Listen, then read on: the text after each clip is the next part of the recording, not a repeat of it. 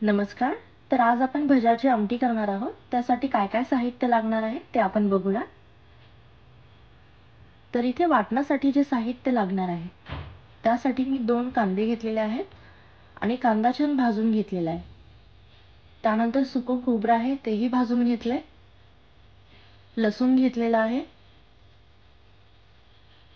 आलं घेतलेलं आहे आणि 4 हिरव्या मिरच्या घेतलेल्या आहेत आणि कोथिंबीर घेतलेली आहे. तर इथे मी कांदा, हिरवी मिरची आणि खोबरं जे घेतलेलं आहे ते तेल न घालता छान भाजून घेतले तव्यावरती.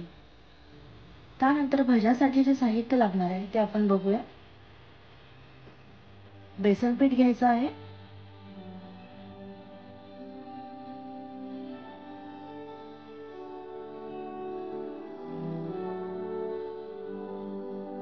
त्यानंतर चवीनुसार मीठ घालायचे,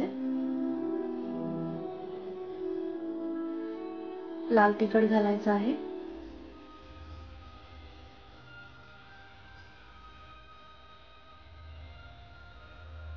आणि चिमूटभर खायचा सोडा घालायचा.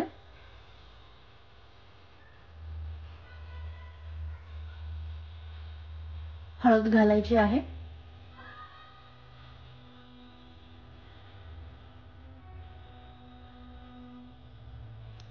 आणि बारीक चिरलेली कोथिंबीर. आता हे आपल्याला छान मिक्स करून घ्यायचंय.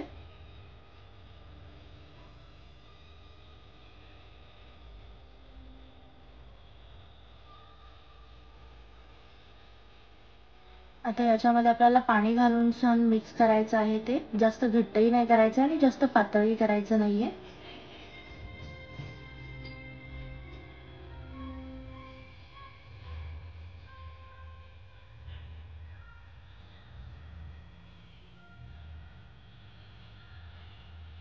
तर अशा पद्धतीने आपलं पीठ जे आहे ते तयार झालंय.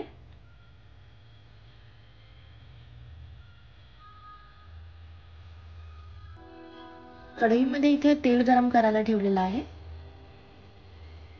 आता याच्यामध्ये आपल्याला सगळे भजी सोडून घ्यायचे.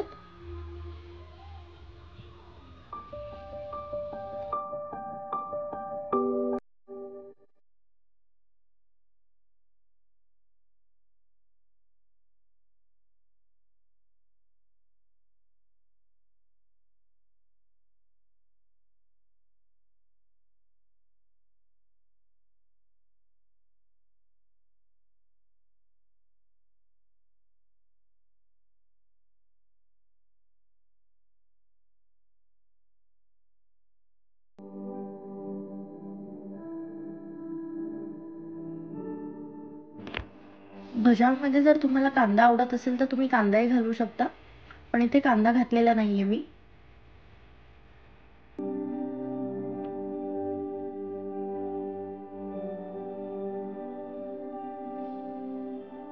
2 ते 3 मिनिटांमध्ये हे भजी छान तळून होतात.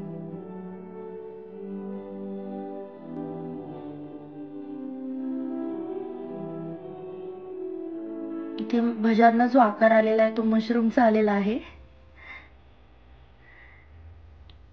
तर आता आपण जे मगाशी वाटण बघितलं होतं काय काय लागणार आहे, तर याच्यामध्ये मिक्सरच्या भांड्यामध्ये आपल्याला खोबरं घालायचं आहे, कांदा घालायचा आहे, आलं लसूण हिरव्या मिरच्या आणि कोथिंबीर हे सगळं टाकून आपल्याला छान बारीक करून घ्यायचं आहे.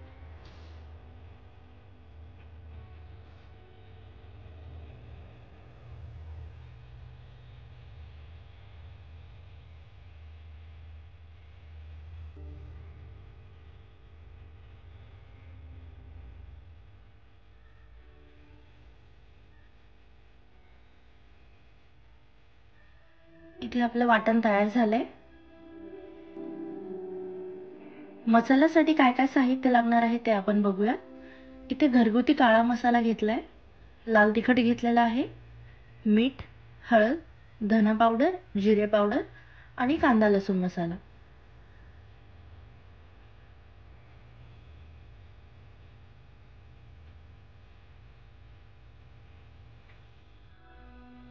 इथं पातेल्यामध्ये आपण तेल घेतलेलं आहे.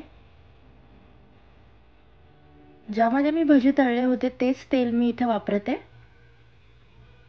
तेलामध्ये आपल्याला मोहरी घालायची आहे, जिरं घालायचं आहे.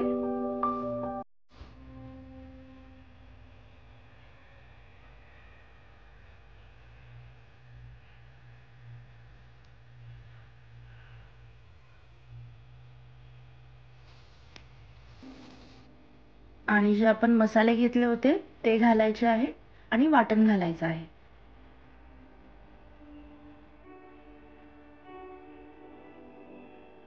2 ते 3 मिनिटं छान आपल्याला हे परतून घ्यायचं आहे.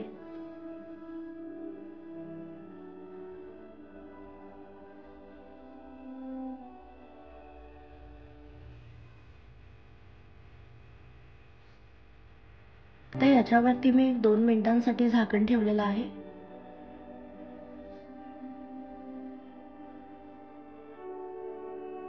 आपला मसाला जो आहे तो छान परतलेला आहे आणि त्याला तेलही सुटलंय.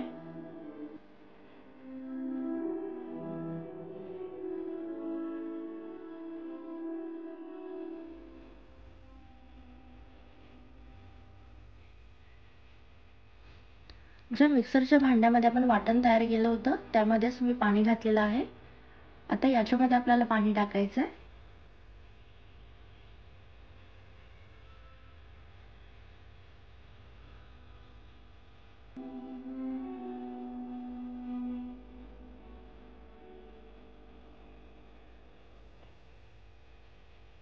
आणि शक्यतो तुम्ही गरम पाण्याचाच वापर करा, जेणेकरून भाजीला चवही छान लागते आणि भाजी जी आहे ती लवकर शिजून जाते.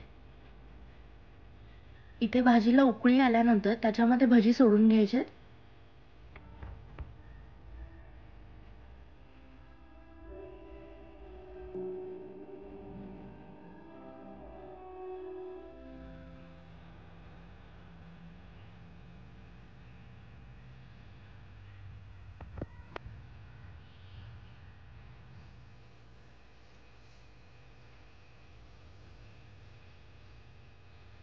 तर ते याच्यावरती कोथिंबीर घालायची आहे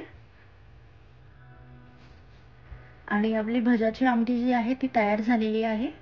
आपली रेसिपी जर तुम्हाला आवडली असेल तर आपल्या चॅनलला नक्की सबस्क्राईब करा, लाईक, शेअर आणि कमेंटही करा. रेसिपी आवडली असेल तर तुमच्या फॅमिली मेंबरला शेअर करा. Thank you.